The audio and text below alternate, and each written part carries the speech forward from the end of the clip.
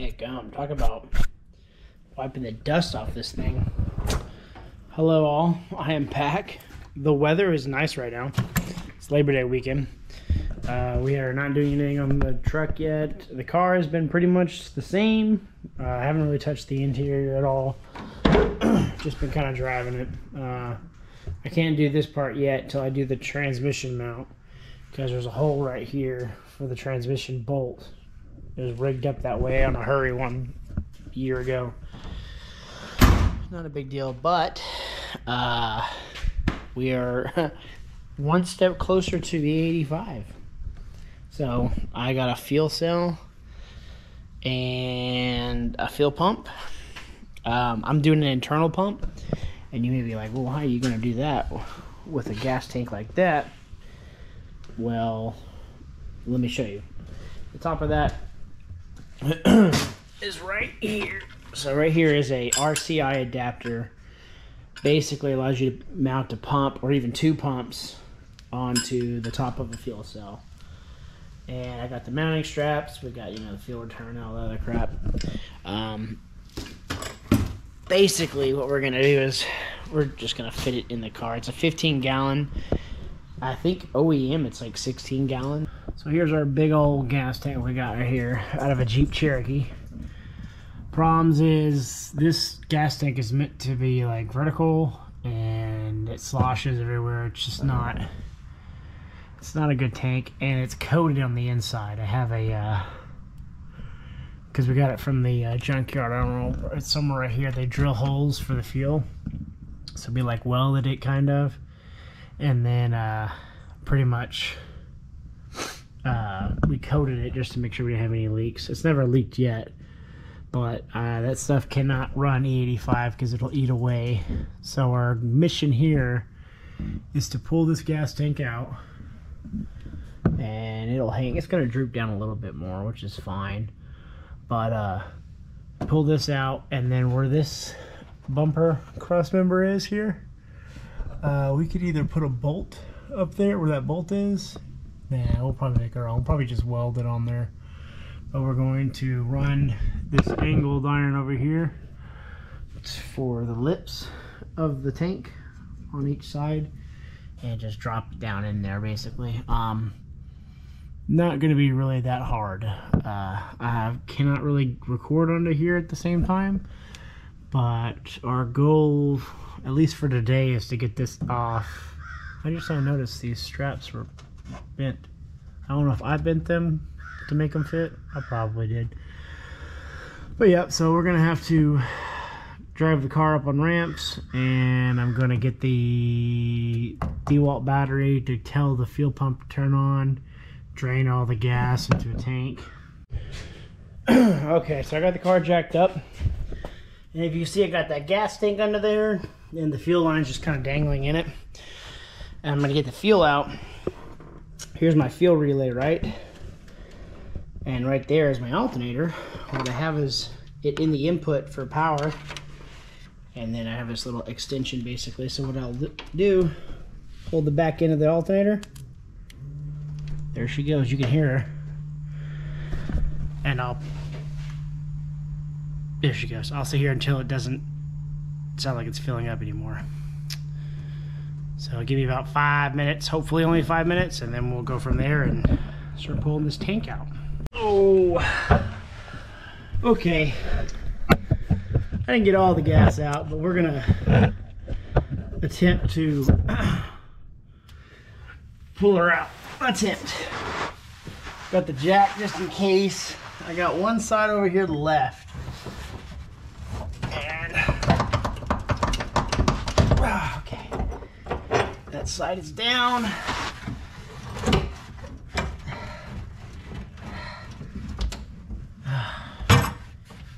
Okay. Make sure all my cords are up or off. Oh, well, I'm just gonna have to pull that ground wire off for now. I missed it.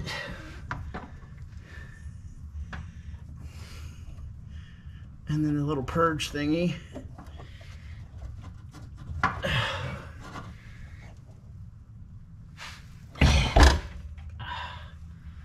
Okay. Okie dokie. Shout out to the 488 rear end for holding it up for me.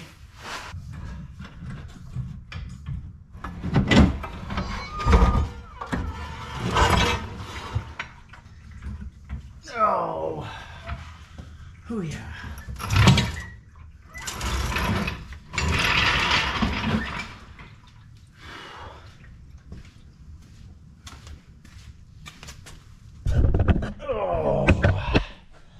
Success.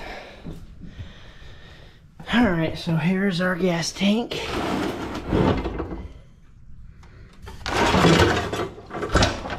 In its glory. I'm still probably gonna have to pump it out. That's pretty full. It's definitely pretty full. Shout out to old D-Walt though. Got my power. Got my ground. I'll hook it up to the D-Walt battery and let that drain out. Pull that.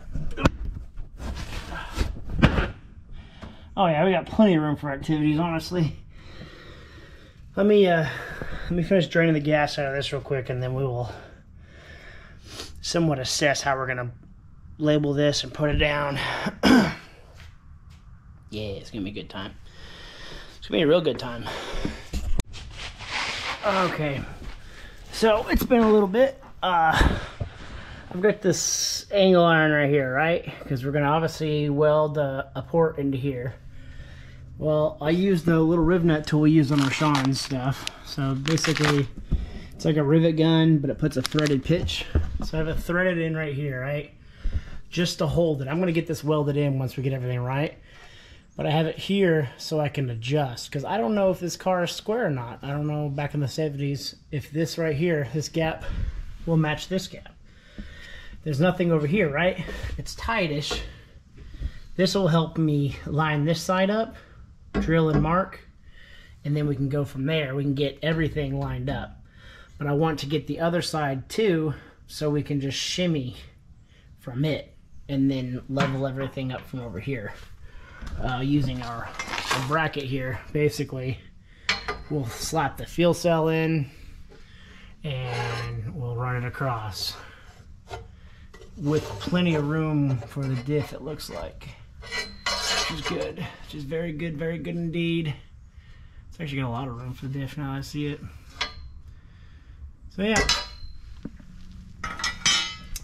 that's about it really. So I'm gonna get some measurements here from here to here. I just want to make sure the gas tank doesn't look crooked under the car. So we're going to get some more of that figured out and then go from there. Oh. So it's starting to get hot. We got the gas tank in there and stuff, you know. Got it all cleaned up. We're going to obviously lift this up some. There's a smudge on y'all. There we go. That C channel you see hanging over there, I'm trying that. The problem is this piece of angle iron is going to be on a little bit of a corner right where it starts to curve up for the wheel well and everything. It starts to curve up. So I was thinking that C channel, let's flatten it through that, but with the C channel, it's not on there all the way. It's kind of crooked because it's fighting this like other piece of metal in the back. Well, I forgot I had this big old piece of channel angle iron right here. So what we're gonna do, I think, is we'll cut it maybe 6 inches and we'll run it along in here. See if I can show y'all with one arm and this big old piece of metal. I'll run it all the way back here for now. It's not going all the way back there, but see, we can run it after I grind that pinch weld or the slag right here out. We can run it flat to right about yay, right when it starts to curve, and then on the bottom here we can weld our other angle piece to the other side and have it all one giant piece welded to the frame. So I think that's what we're gonna end up doing. But it's like starting to become 100 degrees again. Tommy's gonna come over here tomorrow and kind of assess the situation.